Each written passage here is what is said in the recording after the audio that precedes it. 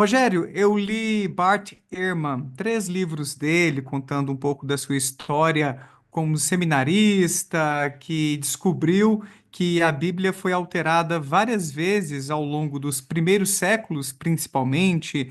A minoria das alterações com mudanças substanciais de significado, mas algumas delas, sim, bem interessantes, inclusive. E isso teve um impacto muito grande na fé que o jovem Ehrman tinha de que a Bíblia foi inspirada por Deus. Então, ele tem ali no seminário evidências de que os seres humanos foram modificando, adulterando aqueles textos, seja sem querer, numa escorregada de pena, como ele brincava, seja de propósito para poder, digamos assim, defender um ponto de vista teológico, como a doutrina da Santíssima Trindade, cuja base bíblica é fraquíssima. Na verdade, segundo Ehrman, o único ponto que explicitamente apoia a doutrina da Santíssima Trindade seria uma adulteração, uma inserção que o texto recebeu tardiamente na primeira epístola de João. Então, eu aprendi um cadinho de coisas com ele. Eu não sou historiador nem nada, mas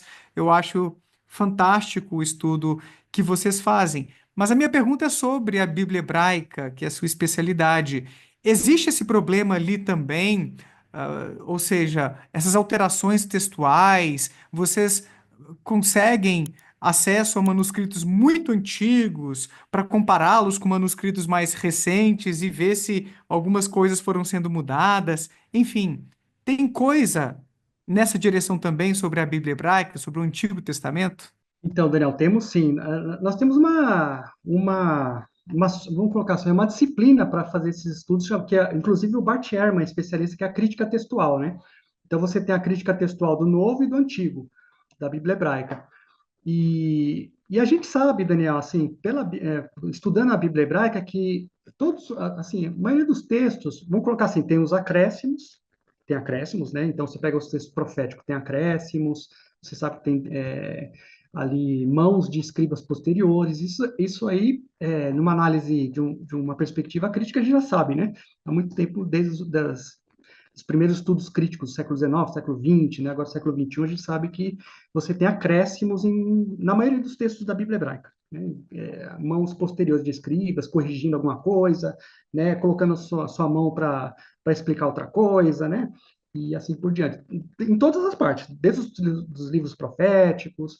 Agora, uma coisa interessante, Daniel, que vale ressaltar, acho que também vale para a nossa discussão, são as traduções, né? Então, por exemplo, nós temos uma tradição de Bíblias traduzidas que geralmente já pegam esses textos, eu vou falar da minha área, tá, da Bíblia hebraica, e já traduzem cristologicamente falando. O que isso significa? Você vai pegar lá o Gênesis capítulo 1, né? Então tá assim, né? É, no princípio, em princípio, eu vou colocar a tradução vigente, né? Só para o pessoal entender onde eu quero chegar. No princípio, Deus criou os céus e a terra era sem forma e vazia, aí vai continuar o texto do capítulo 1 de Gênesis, né? Então, o que o tradutor faz, Daniel? Ele já coloca Deus com letra maiúscula ali, é o termo Elohim, né? Já coloca Deus com letra maiúscula, e aí depois ele fala assim, ó, o tradutor, né? E o Espírito de Deus pairava sobre o abismo.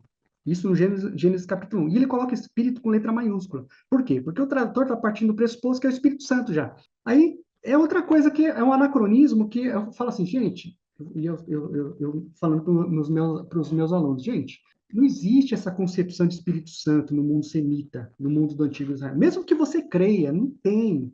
Mesmo que você fale assim, no Novo Testamento você pode até debater se tem essas questões de Espírito Santo, mas você não pode pegar um texto do século quarto, quinto antes de Cristo, século 3 antes de Cristo, colocar Espírito Santo, letra maiúscula lá, porque não é um Espírito Santo ainda. Você tem que colocar com letra minúscula. Se você traduzir como Espírito, que já é outro problema, Daniel, porque assim, ó, o mundo semita é uma coisa, o mundo grego é outro.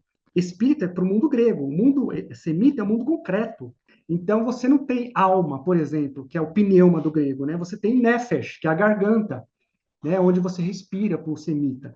Então, você não tem essa dicotomia, sabe, entre esse corpo e espírito. Inclusive, eu senti falta de vida após a morte, esse tipo de conceito na Bíblia hebraica. Isso também não é muito trabalhado lá, não?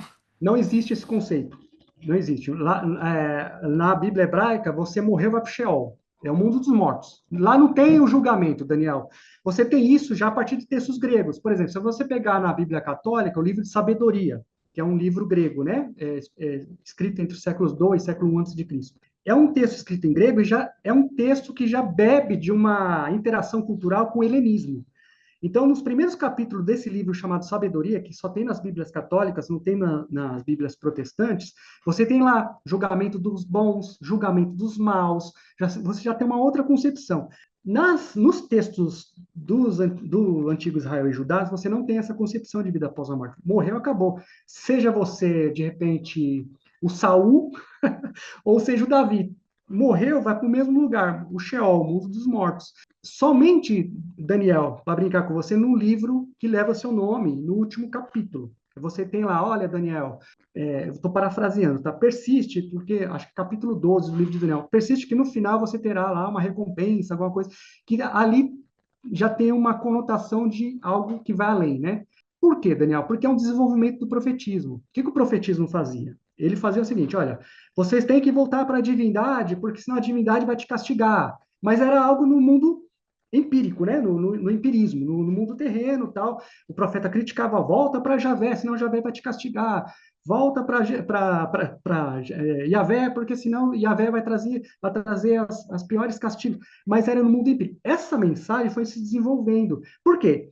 Porque a população percebia, Daniel, que não se resolvia as questões. Eles estavam sofrendo, sofrendo, continuavam sofrendo.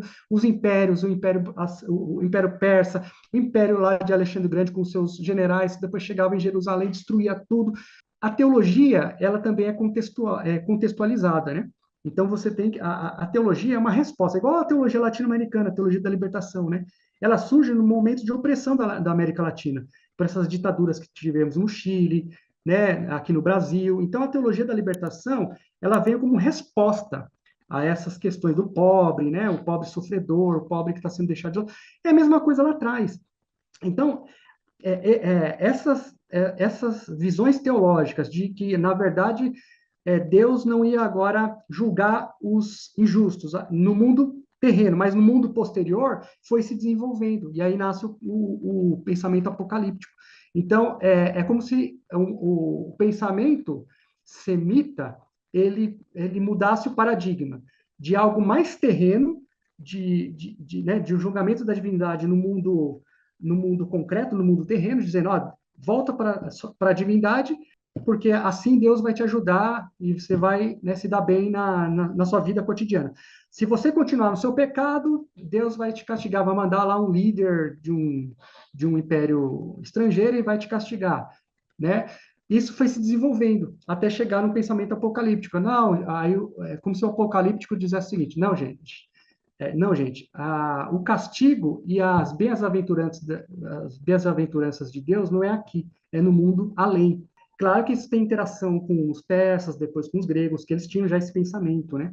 Satanás, por exemplo, Satã, né, que vem com essa questão do... que não existia também, Daniel. Pois é, também senti falta quando eu li o Pentateuco. Cadê Satanás nessa história? Não tem, não tem. Vem com os persas. Eu tinha um professor meu que falava, o Satã veio com os persas. Por quê? Porque é um pensamento bem dualista, né? Entre o bem e o mal, a religião zoroástrica, né?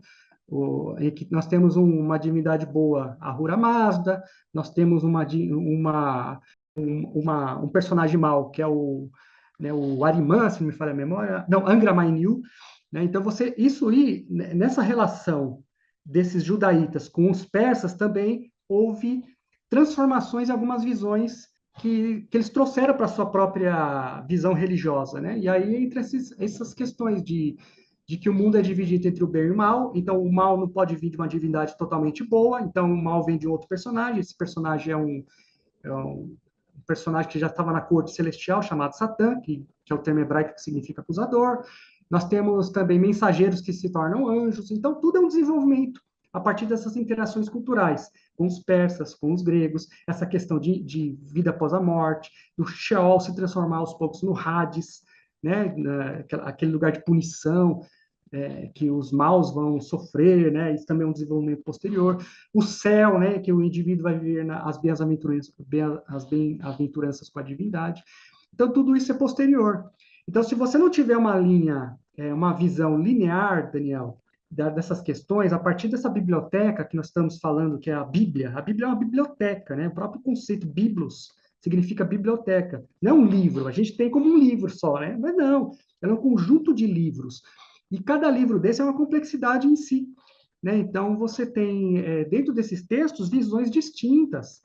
Tem visões, por exemplo, de profeta que vai condenar que a sua pregação seja para um estrangeiro, como o profeta Jonas.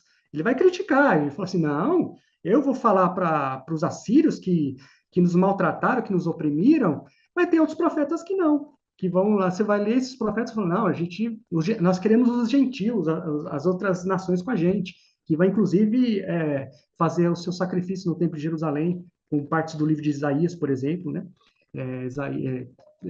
Então você tem essas diferenças, essas visões dentro da própria Bíblia. Como eu sempre falo, Daniel, é treinar o olhar, sabe? Perceber as nuances, né? Essas questões de primeira coisa que eu falaria, Daniel, é o seguinte: você dominar a história de Israel e Judá, tem que dominar. E os movimentos, os grupos. Quais grupos surgiram em Jerusalém?